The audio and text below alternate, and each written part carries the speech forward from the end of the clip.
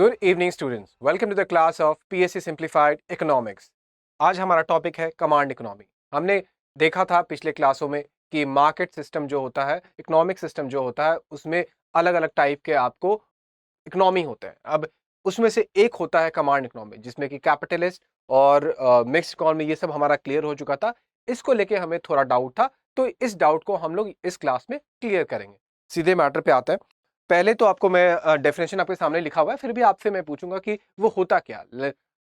अगर मैं आपको थोड़ा सा भी पिछले क्लास से याद हो तो हमने एक वर्ड यूज किया था, इकोनॉमिक सिस्टम। इकोनॉमिक सिस्टम क्या है? एक सिस्टम जहां पे इकोनॉमिक डिसीजन मेकिंग होता है। इकोनॉमिक डिसीजन मेकिंग क्या होता है? जहां पे आपको रिसोर्सेज का कंट्रोल, प्रोडक्शन का डिसीजन मेकिंग, प्राइसेस का स्टैब्लिशमेंट, ये सब जो डिसीजन मेकिंग है, ये इकोनॉमिकल डिसीजन मेकिंग है। जब ये सब डिसीजन मेकिंग कोई हायर पावर एक कमांड के थ्रू कंट्रोल करने लगे, तो आपको इसको कहते हैं कमांड इकोनॉमी। अब जैसा साउंड कर रहा होगा, आपको लगता होगा कि कमांड इकोनॉमी जनरली हमेशा बेकार ही है। जरूरी नहीं है। इस कमांड इकोनॉमी का जो इंटेंशन होता है वो जनरली हमेशा अच्छा होता है, लेकिन जो एग्जीक्यूशन होता है वो जनरली हमेशा, और देखा गया है पास्ट एक्सपीरियंस है कि हमेशा खराब ही रहा है। ठीक है, वो हम देखेंगे क्यों रहा है और इस पे हम बात करेंगे।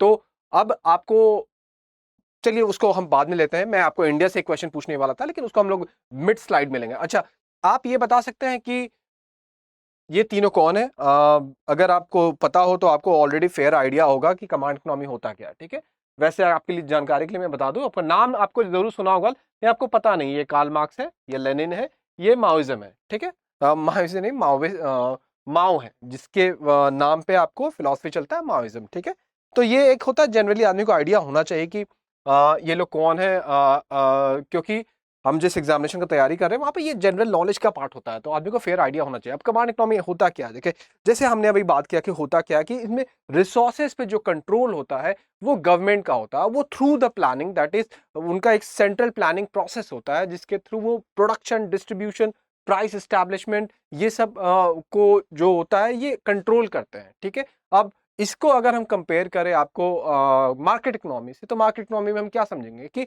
वहां पे जो कंज्यूमर होता है या जो प्रोड्यूसर होता है वो लोग फ्री होते हैं। वो लोग आपस में मिलके डिसाइड करते हैं कि हमें क्या प्रोड्यूस करना है। जैसे मान लीजिए आपको जूता चाहिए कि नहीं चाहिए, एज ए कंज्यूमर इस पे डिपेंड करेगा कि मैं आपको वो सप्लाई एज ए प्रोड्यूसर करूं कि ना करूं। तो ये कैपिटलिस्ट इकोनॉमी है। लेकिन अगर आप इस इकोनॉमी में रहते हैं तो आपको अगर चाहिए भी तो इससे फर्क नहीं पड़ता है। क्यों? क्योंकि ऊपर वाला कौन है, हम इस पे आप बाद में आएंगे, लेकिन अभी समझने के लिए आप ये समझ लीजिए कि जनरली एक गवर्नमेंट अथॉरिटी होता है। ठीक है, वो डिसाइड करते हैं कि आपको क्या चाहिए। ठीक है, तो यही इस स्लाइड में लिखा हुआ है और फोटो से भी यही बताया जा रहा है, तो आप समझते हैं। ठीक है, ये रिमोट कंट्रोल जो है ये बहुत सिंबॉलिक है कि इवेंचुअली सारा डिसीजन मेकिंग एक आदमी जो ऊपर बैठे हुए हैं वो अपने हाथ से डिसीजन मेकिंग करते रहते हैं। ठीक है, अब फीचर्स क्या होता है? अब जैसे मैंने आपको ऑलरेडी बताया कि इसमें होता क्या है, तो आपको थोड़ा फेयर आइडिया लग ही गया होगा कि जो एक हायर अथॉरिटी रहेगा उसके पास सारा पावर रहेगा। दूसरा आपको फीचर क्या हो सकता है कि आपको ये एक सेंट्रल प्लान बनाता है, बिकॉज अगर हायर अथॉरिटी को कुछ एग्जीक्यूट करना है ऑन द ग्राउंड लेवल तो उसके लिए उनको प्लान तो बनाना ही पड़ेगा। ठीक है, अब प्लान बनाते हैं, तीसरा प्लान बनाते हैं, तो उस प्लान में आपको करते क्या है, तो जनरली जो रिसोर्सेस है उसका एलोकेशन कैसे होगा, कहाँ पे डिस्ट्रीब्यूशन कैसे करे, किस चीज को बनाना है या नहीं बनाना है, दैट इज प्रोडक्शन के बारे में, ये सारे प्लान का हिस्सा होते हैं। फिर जनरली जो मेजर इंडस्ट्रीज होते हैं वो उन पे उनका मोनोपोली होता है कि आपको जैसे आपको आयरन इंडस्ट्री मेजर क्या, आप सही मानिए मैक्सिमम इंडस्ट्री में उनका, मैं कंप्लीट नहीं बोल रहा हूँ क्योंकि इसका एक डिवीजन आपको दिखेगा बाद में, इसीलिए मैं कंप्लीट अदरवाइज बोल देता। मेजर में उनका कंट्रोल होता है, और जनरली जो भी आपको जो इकोनॉमिक डिसीजन मेकिंग है ये खुद करते हैं इस बेसिस पे। यही आप यहाँ पे स्लाइड में देख रहे हैं और ये हमारा अब क्लियर होता है। ठीक है, ये फिगर मैंने आपको समझाया हुआ है, लेकिन फिर से आपको मैंने यहाँ पे दिया है ताकि हमारा हमेशा कंटेक्स्ट बना रहे कि ये देखिए, ये जब प्योर आपको प्लान्ड इकोनॉमी, मतलब कि मैंने क्या बोला, कमांड, जब कमांड इकोनॉमी एकदम 100% की तरफ मूव करने लगेगा तो वहां पे प्लानिंग उतना ही ज्यादा मूव करने लगेगा। और ये प्योर आपको कंपटीशन वाला, मतलब कि कैपिटलिस्ट इकोनॉमी है, तो वहां पे प्लानिंग एकदम जीरो होने लगेगा। तो ये आइडिया मुझे बस आपको ये दिखाना था कि प्लानिंग किस इकोनॉमी में कैसे आता है। अब देखिए, आप अगर इस पांचों आदमी के नाम को बता दीजिएगा तो मुझे मतलब काफी प्राउड फील होगा आप लोग पे कि आप इन सब को जानते हैं, जबकि आप इनके बारे में कभी ना कभी कहीं ना कहीं सुना होता है।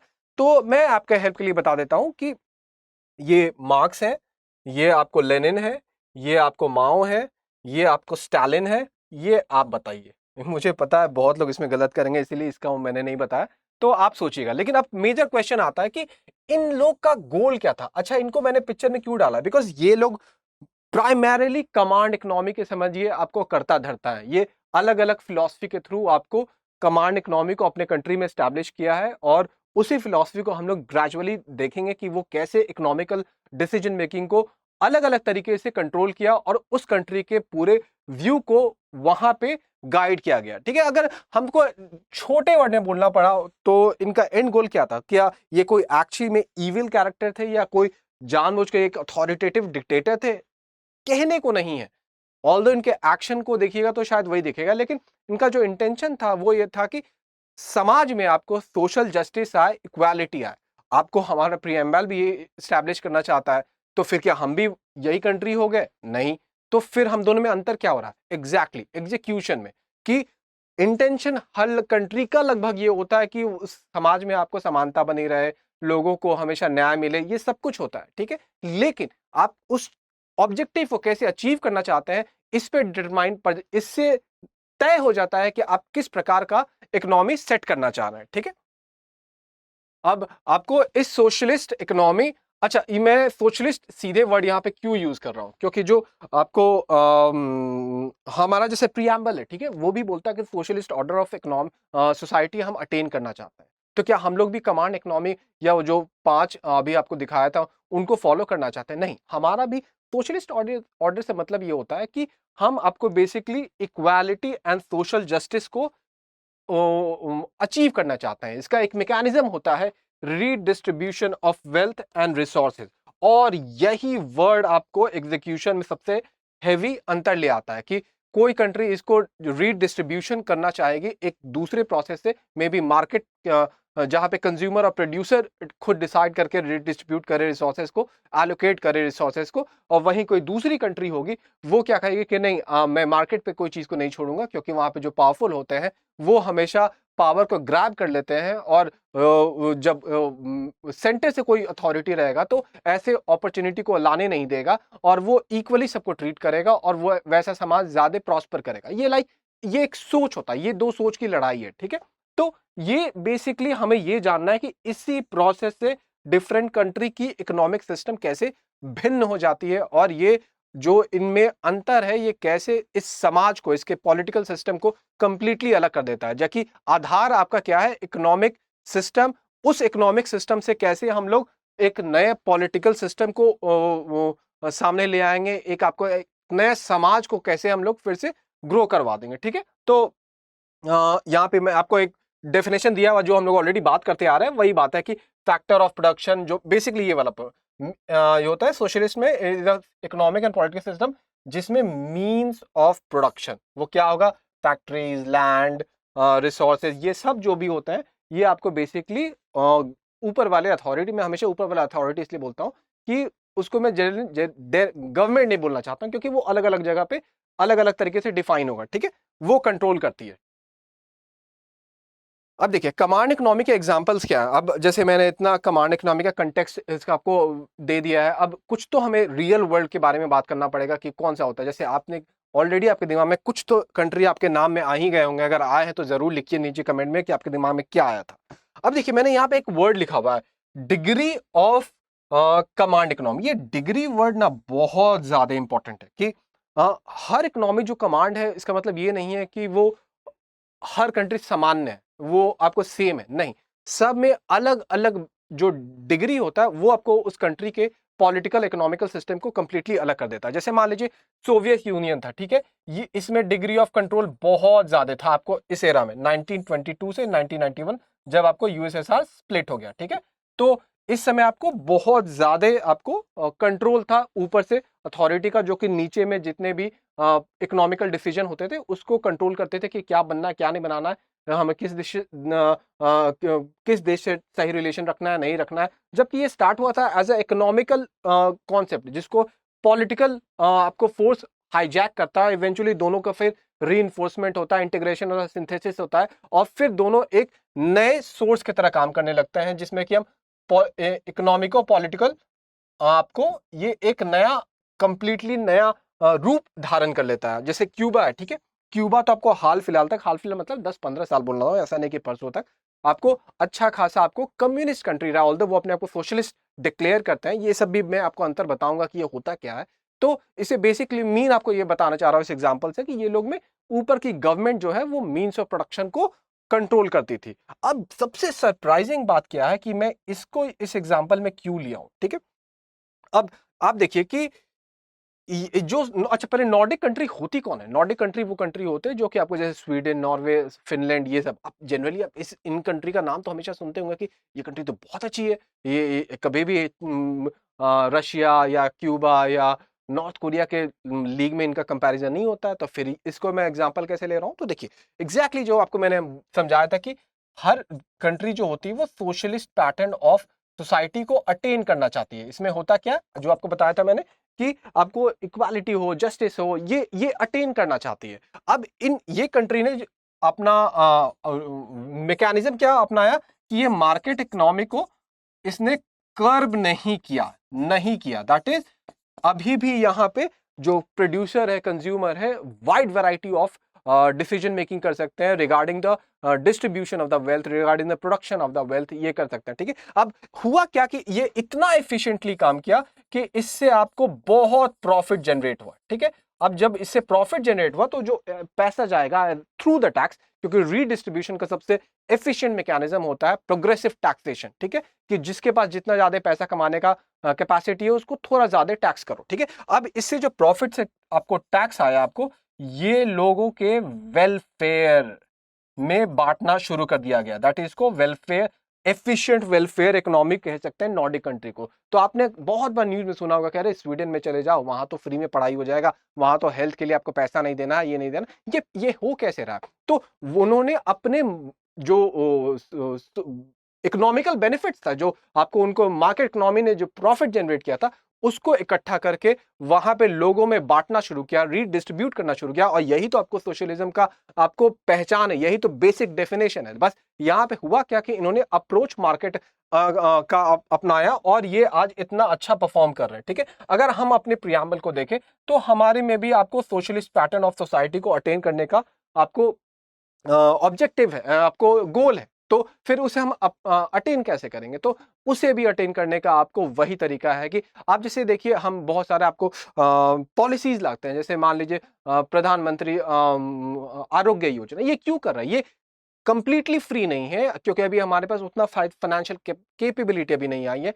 आ जाएगी 15 साल में, 20 साल बाद जब हमारे पास इतना वेल्थ हो जाएगा तो शायद हम सबके लिए हेल्थ फ्री कर देंगे। अभी क्या कर रहे हैं कि उसके लिए बस हेल्थ जो कर रहे हैं वो थोड़ा कम कर रहे हैं कि उसको एक मिनिमम बेसिक आपको इंश्योरेंस टाइप का दे दे रहे हैं, ठीक है। वैसे ही मान लीजिए आपको एमजी नरेगा, ठीक है, इसमें क्या करते हैं कि हम आपको अगर जॉब करने आता है, मिनिमम बेस स्किल है, आप आइए और आप काम करिए। तो ऐसे बहुत पॉलिसी हम लोग ऑलरेडी एग्जीक्यूट कर रहे हैं जिसमें कि हम लोग सोशलिस्ट पैटर्न को अपना अटेन करना चाह रहे हैं। लेकिन हम भी यहाँ पे कंप्लीटली ना हम लोग सोशलिस्ट की तरफ गए हैं, ना कंप्लीटली कैपिटलिस्ट की तरफ गए। हम लोग मिक्स्ड को अपनाया कि जो हेवी इंडस्ट्रीज है, जो बेसिक इंडस्ट्री है, रेलवे हो गया, एटॉमिक एनर्जी हो गया, ये सब जो स्ट्रैटेजिक इंडस्ट्री है वो अपना इंडिया खुद रखेगी, और प्राइवेट को अपने जो कमर्शियल है, जो कंज्यूमर गुड्स है, ये सब गुड्स को प्राइवेट को हैंडल करने देगी। तो अगर हम सही कहें तो हम कहीं ना कहीं इनका और इनका मिक्सचर है।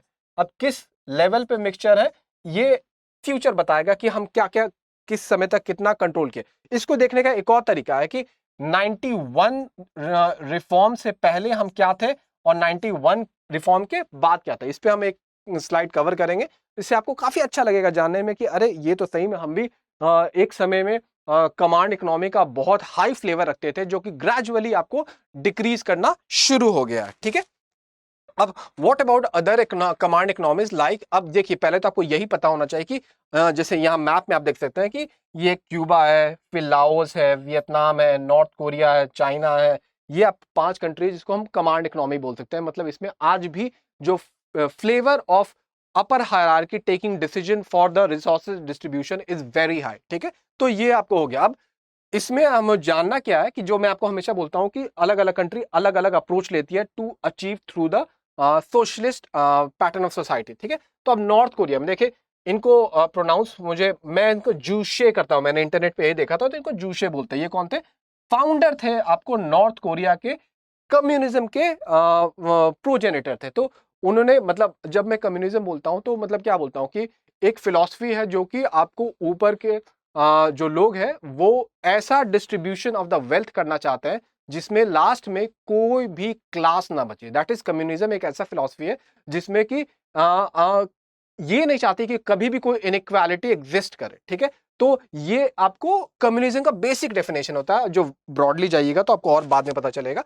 तो ये उन्होंने नॉर्थ कोरिया के जूशे थे, तो उन्होंने जो अपना फिलॉसफी दिया कम्युनिज्म का, उसको हम लोग जूशे कह सकते हैं। वैसे ही आपको वियतनाम के जो होते हैं, वो वियतनाम का कौन सा फिलॉसफी उठाया? तो हो ची मिन थॉट। ये सारे टाइप ऑफ कम्युनिज्म है। अटेन क्या करना चाह रहे हैं? सोशलिज्म। क्यों? सोशलिज्म में हमेशा जो सही ऑब्जेक्टिव होती है दैट इज कि लोग को इक्वालिटी मिले और जस्टिस रहे, वो सब अचीव करना चाह रहे हैं थ्रू कैसे? कमांड इकोनॉमी के थ्रू। तो लाओस तीसरा एग्जांपल है। यहां पे क्या हुआ कि मार्क्सिज्म एंड लेनिनिज्म एंड लाओ थॉट को इवेंचुअली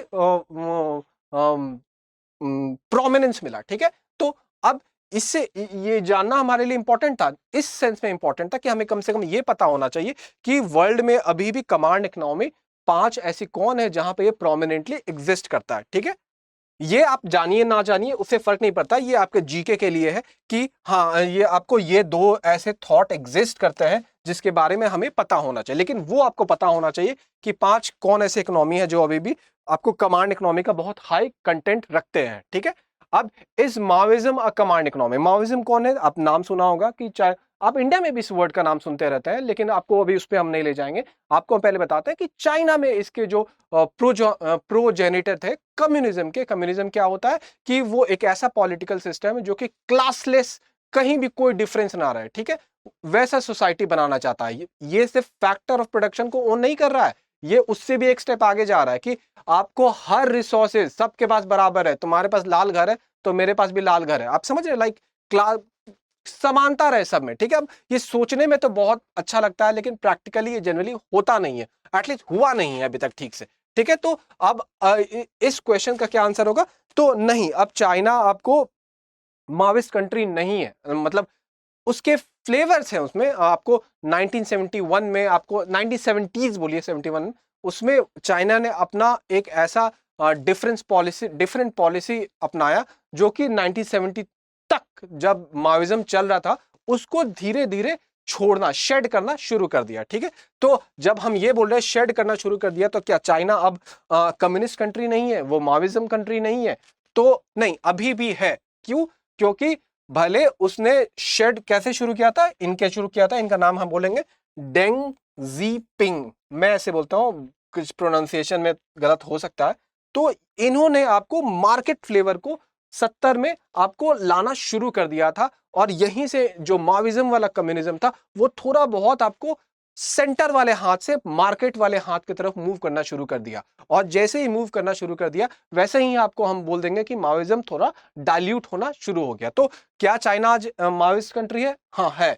क्या वो एग्जैक्टली वैसे ही है जैसा 1950 में थी? नहीं, वैसी नहीं है। क्यों? क्योंकि उस समय आपको जो कंट्रोल ऑफ सेंट्रल अथॉरिटी था वो बहुत हैवी था। जो अभी है वो बहुत डाइल्यूट हो गया, लेकिन स्टिल बहुत ज्यादा है कंपेयर टू अदर कंट्रीज। लेकिन मार्केट इकोनॉमी को भी अब वहां पे काफी स्कोप मिलता है। क्यों वहां पे एप्पल बन रहा है, क्यों वहां पे टेस्ला बन रहा है? ये उसी कारण से तो बन रहा है क्योंकि वहां पे अभी भी स्कोप है।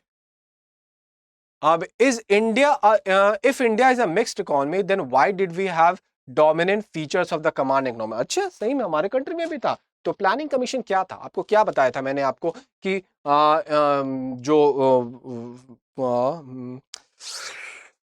यार, जो कमांड इकोनॉमी होती है, जो कमांड इकोनॉमी होती है उसका फीचर में से सबसे सेंट्रल फीचर में से क्या होता है कि वो प्लानिंग करती है। वो आपको प्लानिंग के थ्रू आपको वेल्थ का डिस्ट्रीब्यूशन करती है। तो प्लानिंग कमीशन भी तो हमारी यही कर रही थी। तो हमने भी शुरू में एटलीस्ट आपको कमांड इकोनॉमी का बहुत डोमिनेंट फीचर को अपनाया था।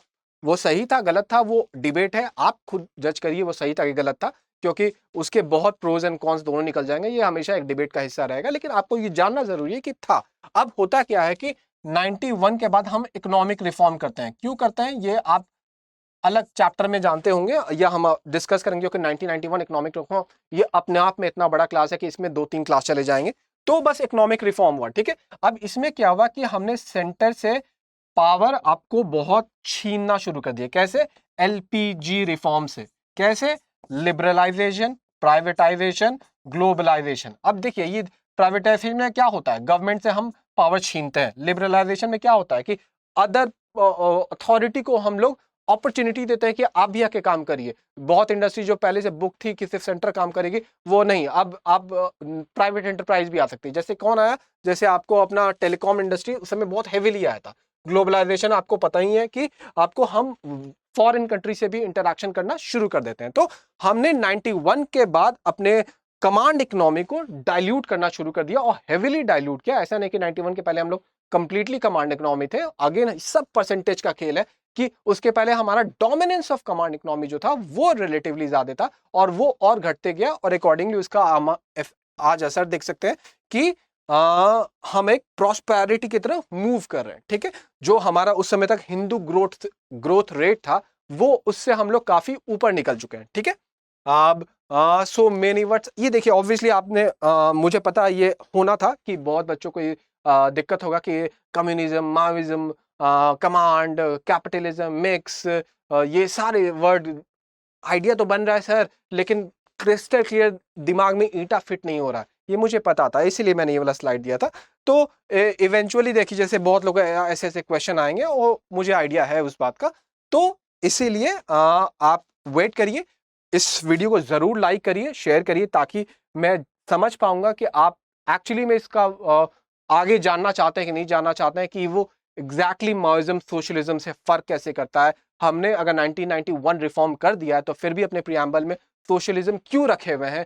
तो ये सब जो बेसिक क्वेश्चंस होते हैं आपको, नॉर्थ कोरिया और चाइना और वियतनाम सब अगर आपको कम्युनिस्ट कंट्री है तो फिर अलग अलग कैसे हैं, दोनों में क्या फर्क है, उन लोग ऐसा क्या करते हैं कि अभी भी वो चल रहे हैं और कुछ जो कंट्री थे वो टूट गए।